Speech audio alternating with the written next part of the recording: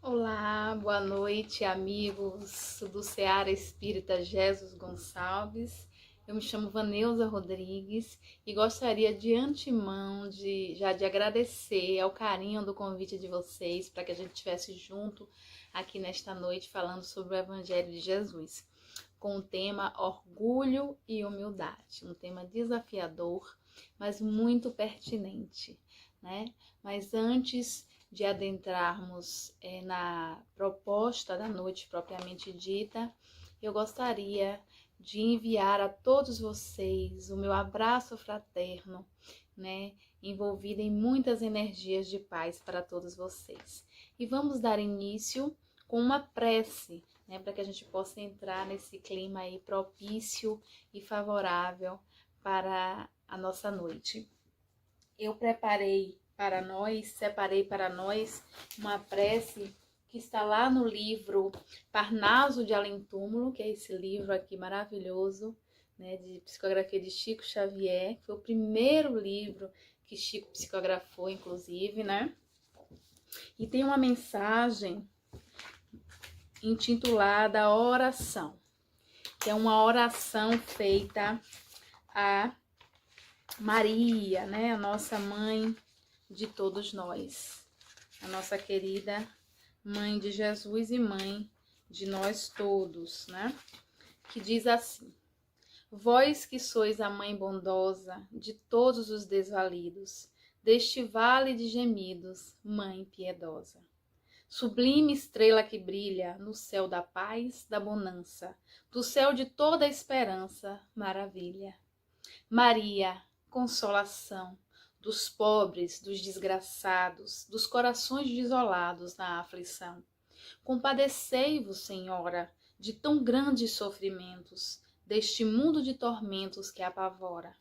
Livrai-nos do abismo tredo, dos males, dos amargores, protegei os pecadores no degredo. Estendei o vosso manto de bondade e de ternura sobre tanta desventura, tanto pranto. Concedei-nos vosso amor, a vossa misericórdia. Dai paz a toda discórdia, trégua à dor. Vós que sois mãe carinhosa, dos fracos, dos oprimidos, deste vale de gemidos, mãe bondosa. Então, que Maria possa nos inspirar e nos envolver nesta noite e que a gente possa aproveitar cada minuto que vamos estar aqui juntos. Então, como eu falei anteriormente, o tema da noite é orgulho e humildade. E para falar, né, de uma virtude tão grandiosa como a humildade, a gente não tem recursos, né, em nós mesmos para falar, né, porque ainda é uma virtude que não é disseminada, vamos dizer assim, na Terra entre espíritos da nossa estatura moral, né? Infelizmente, ainda não vivenciamos a virtude da humildade plenamente, né? Então, a gente foi buscar como referência, a nossa maior referência em humildade, que é o nosso Mestre Jesus. Aliás, Jesus é para nós, como disse os Espíritos a Kardec, referência, guia e modelo em todos os temas e assuntos. Ele é o master de todas as virtudes, né? Foi o espírito mais virtuoso que já pisou aqui na Terra. Então, se formos falar de excelência, seja em que área for e seja em que virtude for, nós temos que usar a Jesus. E eu peguei Jesus para ser nosso objeto de estudo na área da humildade, né? Porque a história de Jesus é uma história de humildade, em que ele não só falou muito de humildade, mas exemplificou, vivenciou. Então, o grande diferencial de Jesus para tantos outros nomes que a gente teve, né, nessa trajetória da nossa humanidade, a gente teve grandes nomes que nos deixaram aí ensinamentos, legados muito importantes. Mas dentre todos eles, Jesus foi o que realmente vivenciou, encarnou as qualidades, as virtudes que ele exaltava, que ele nos nos pede que a gente também possa desenvolver. Então, na área da humildade, Jesus sempre demonstrou essa vivência da humildade. Todo o seu caminho, toda a sua trajetória foi cercada pela humildade. Jesus, o ser mais luminoso, vamos dizer assim, do planeta, o nosso governador espiritual, ele chega à Terra de forma humilde, né? Numa noite singela, numa manjedoura simples, no meio dos animais, né? Chega silencioso. Então, assim, toda a trajetória de Jesus é uma trajetória de humildade, começando pelo seu nascimento, começando e terminando com a sua morte, né? Que não é uma morte, né? Ele morreu humildemente, simplesmente, né? Como um criminoso comum, vamos dizer assim. Então, veja que a humildade ela permeou toda a caminhada do Cristo e é mais um exemplo que ele nos deixou para vivenciarmos, né? Se quisermos alcançar o patamar, né, que ele se encontra e nos aproximarmos mais dele, nos aproximarmos mais do Pai. Que é esse o objetivo, era essa missão de Jesus também, levar-nos para mais próximo de Deus, né? Fazer com que a gente chegasse mais perto de Deus, como ele já está, como ele já pode estar. Então, Jesus falou várias e diversas vezes, como eu disse, sobre a humildade, e a gente vai ver em diversas passagens do Evangelho. Eu trouxe só algumas aqui para a gente não se alongar muito, em que ele fala da importância da gente viver humildemente, né? E ele nos explica o que é ser humilde, né? Então, no Sermão da Montanha, no Sermão do Monte, como alguns chamam, quando ele fala das bem-aventuranças, ele fala de bem-aventurados os pobres de espírito, né? Que são os humildes. Quando do episódio da criança, né? Em que ele fala, deixai vir as minhas criancinhas, ele fala o seguinte: quem se faz humilde como esta criança, este é o maior no reino dos céus. Então, veja que Jesus sempre exaltando a virtude chamada humildade. Na parábola dos primeiros lugares, que inclusive é uma das parábolas que eu mais gosto de Jesus, ele fala disso, né? Ele fala, quando vocês forem convidados para um banquete, para uma recepção, e vocês chegarem no local, nunca sentem no primeiro lugar, né? Então, sentem nos últimos lugares, porque se a pessoa te estimar muito e te ver nos últimos lugares e te colocar no primeiro, isso é bom. Mas se você sentar no primeiro e a pessoa pedir para você sair, né, e te botar nos últimos lugares, então essa parábola ensina isso também da humildade, a gente se colocar nessa posição de humildade, né?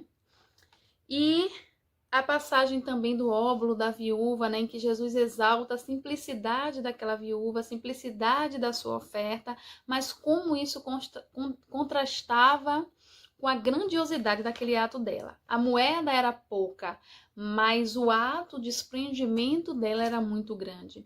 Então, Jesus nos falou muito mesmo sobre humildade, porque é uma das virtudes mais preciosas, né? É preciso ser humilde para reconhecer a nossa inferioridade, para reconhecer a nossa pequenez, para buscar o nosso melhoramento. Então, assim, podemos dizer que a humildade, ela é a virtude inicial, é o ponto de partida para a aquisição de todas as outras virtudes, né? Porque se eu não reconheço, se eu não sou humilde, né, eu não reconheço que eu preciso melhorar, né, e não busco isso. Então, veja a importância da gente aprender primeiro o que é humildade e depois a gente exercitá-la.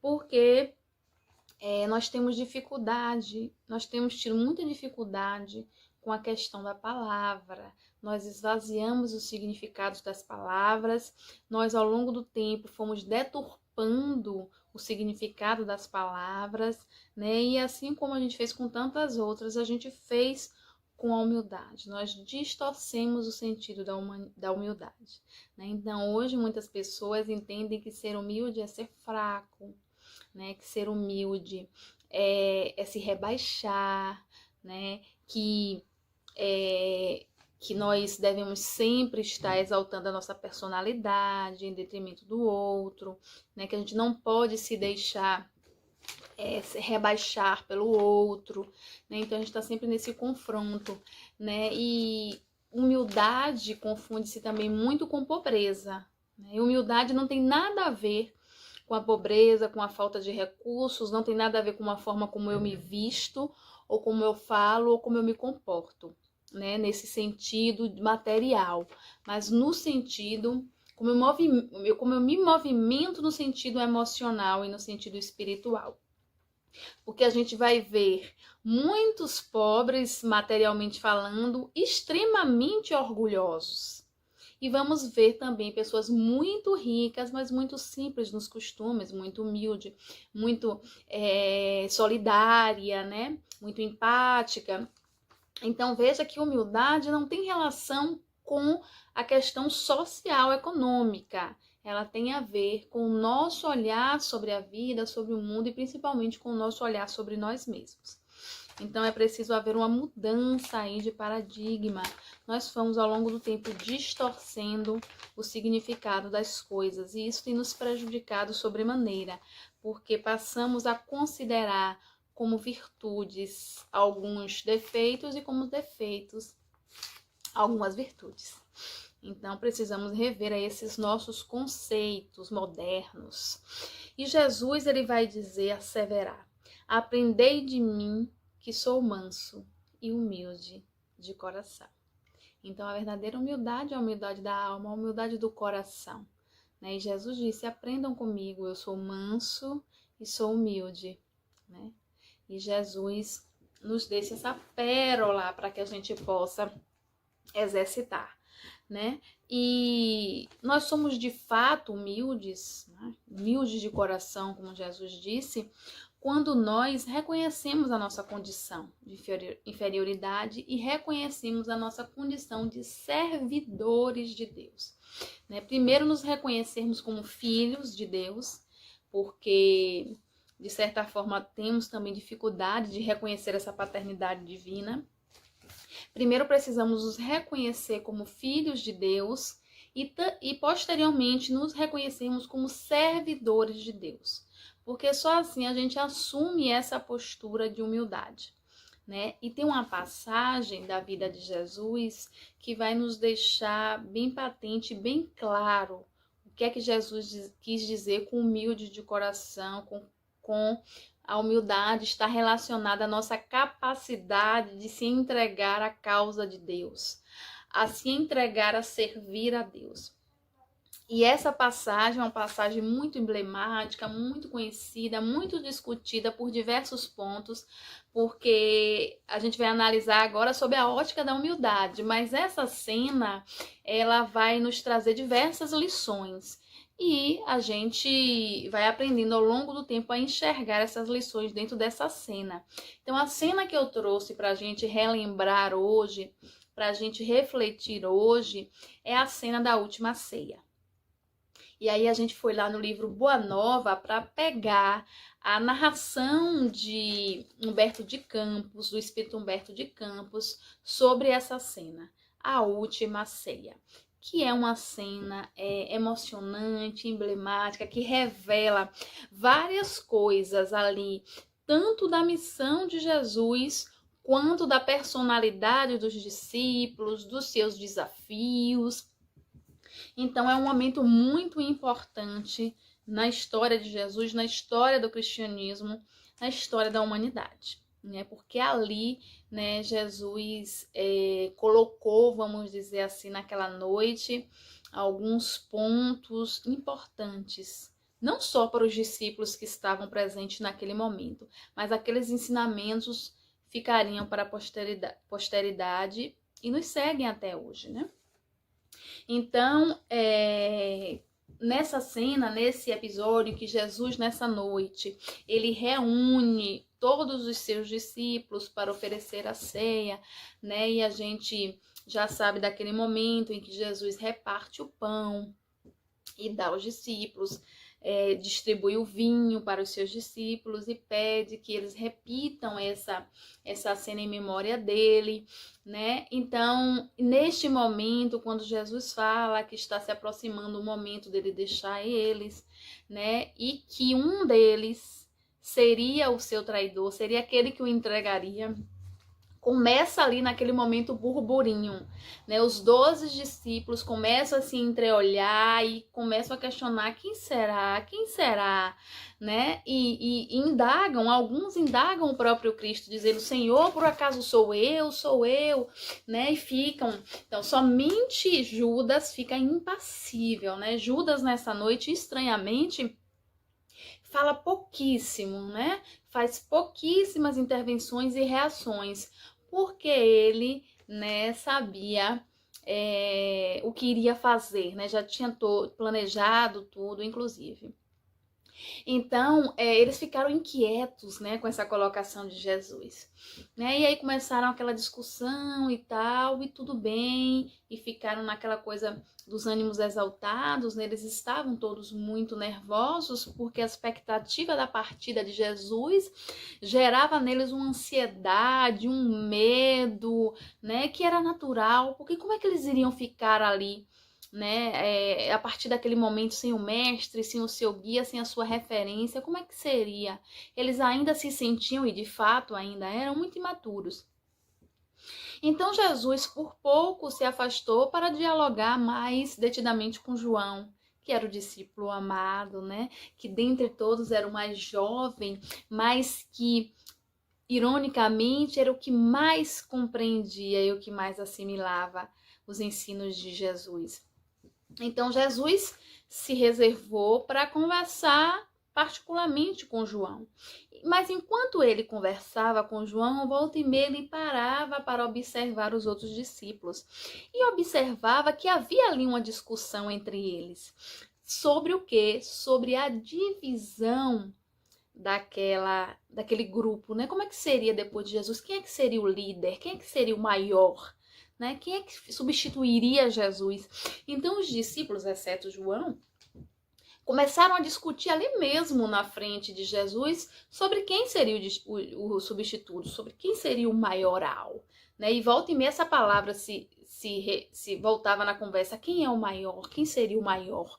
Toda hora essa palavra voltava na conversa e Jesus, né, olhava para eles, né, naquela hora decisiva da exemplificação, né, Jesus olhava para eles, né, e com entristecida piedade, diz Humberto de Campos no texto, Jesus, o mestre, pareceu contemplá-los com entristecida piedade, porque Jesus via a infantilidade que se estampava ali naquela cena dos discípulos, e Jesus também sabia que eles teriam muitos desafios pela frente, principalmente porque eram imaturos.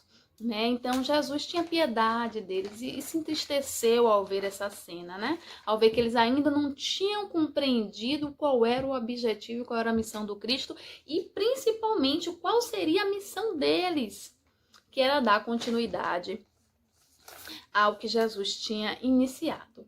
Então, naquela hora decisiva de exemplificação, o que é que Jesus fez? Tomou de um vaso de água perfumada e, ajoelhando-se, começou a lavar os pés dos discípulos. Imaginem essa cena. Para mim, é uma das cenas mais extraordinárias da vida de Jesus. Eu não imagino, não consigo me imaginar nessa cena, né? Jesus se ajoelhando para lavar os meus pés, os nossos pés. Imaginem uma cena dessa.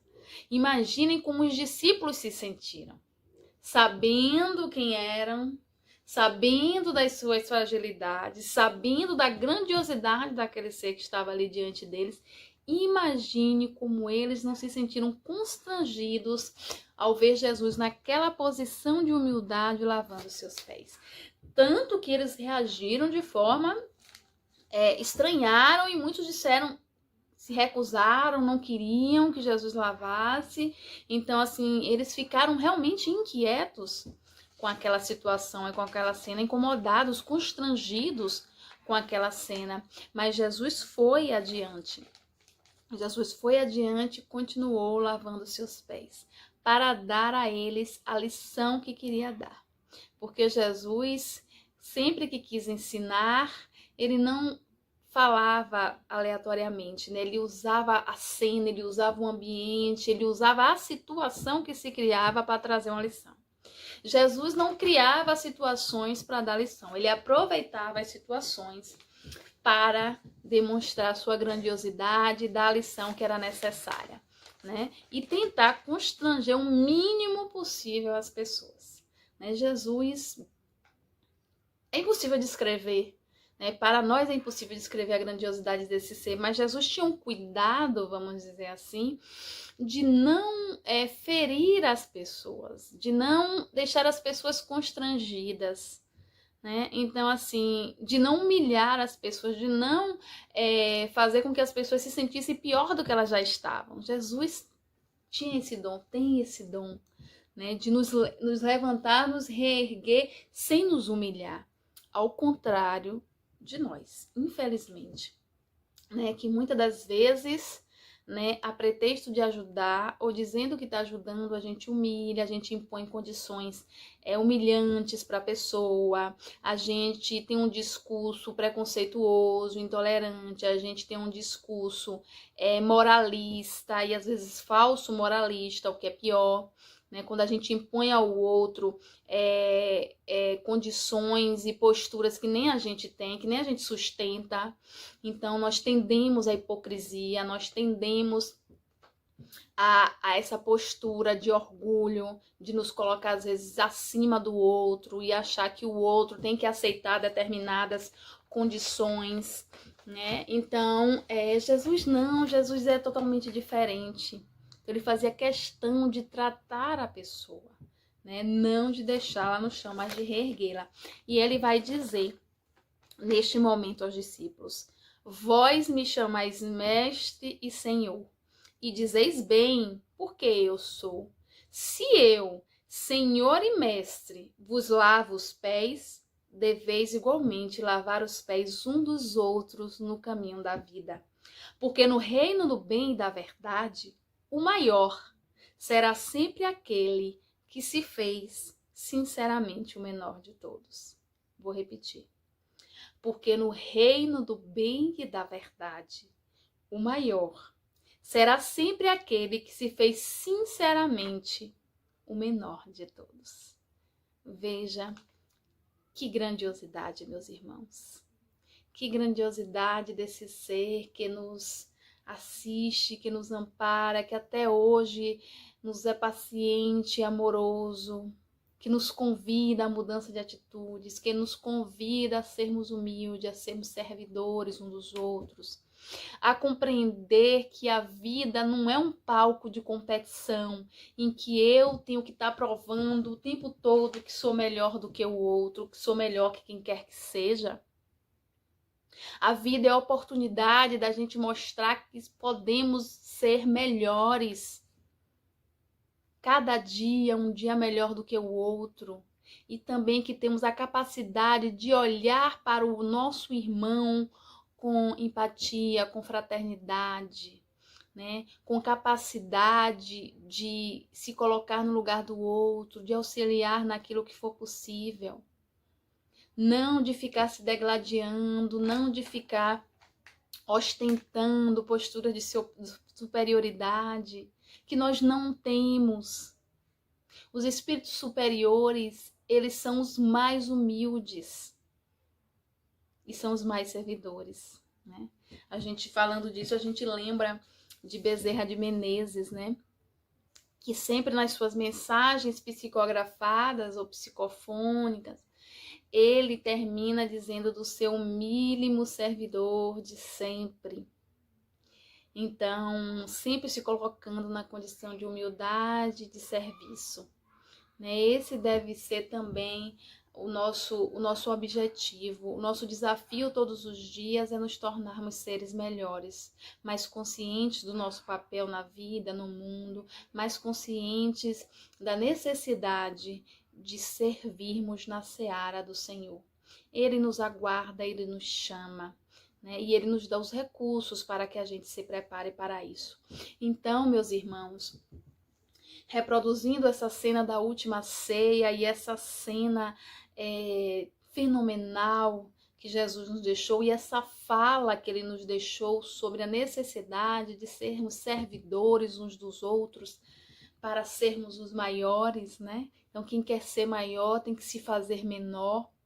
Então, que possamos aprender a combater esse orgulho que ainda é muito forte dentro de nós e que nos faz, por vezes, achar que somos melhores do que os outros porque estamos em posição essa ou aquela da vida. Né? Então, que a gente possa lutar todos os dias contra esse inimigo interno, né? Que é o nosso orgulho, nosso egoísmo, que são as grandes chagas da humanidade, como nos diz a espiritualidade, que nós precisamos combater se quisermos ser servidores de Deus. Né? Então, nos fazendo humildes, nos fazendo simples, nos fazendo fraternos. Então, meus amigos, era essa mensagem que eu queria trazer para vocês na noite de hoje. Eu espero que realmente essa reflexão venha trazer algo para nós, venha trazer algo de positivo para nós, para as nossas reflexões, para a nossa posição diante do outro, diante da vida, diante de Deus. Né? Então, um abraço carinhoso a todos. Foi um prazer, uma alegria estar com vocês por primeira vez. É a primeira vez que eu falo para os amigos do Jesus Gonçalves. Eu espero que outras oportunidades nos sejam dadas. Agradeço a oportunidade de serviço e que possamos continuar a nossa caminhada, vibrando pelo mundo, vibrando por todos os irmãos do planeta que estão enfrentando dificuldades neste momento de pandemia, em que todos de alguma forma estão sofrendo, estão padecendo, estão ansiosos, estão inquietos, né? Uma situação realmente muito difícil para todo mundo. Não nos enganemos, né? Às vezes a gente pode achar que algumas pessoas estão muito bem, mas nós sabemos muitas vezes esconder muito bem as nossas emoções e os nossos sentimentos. Então, oremos por todos, vibremos por todos, continuemos na divulgação da doutrina do Cristo, porque essa doutrina, sim, consola, sustenta, dá esperança e é o sol que ilumina a nossa vida, especialmente nesses tempos tão desafiadores. Então, fica o meu abraço a todos, né? Que Jesus nos abençoe, que Jesus continue sendo o nosso farol, a nos iluminar e a nos sustentar. Um beijo grande a todos e até a próxima.